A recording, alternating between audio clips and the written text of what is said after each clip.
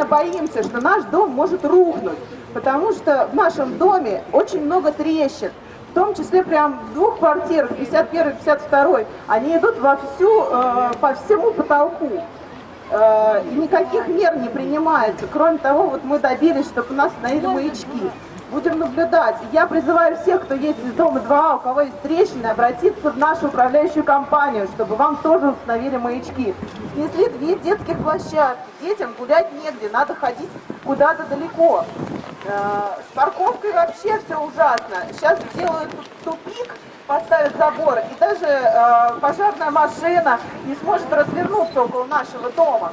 У нас уже как бы всего там 15 парковочных мест, да, как бы на 60 квартир. Это уже нарушает нормы СНИП, по которым мы рассчитали, что должно быть минимум 25. Требуем провести новые слушания относительно нового проекта, пересмотреть план межевания района.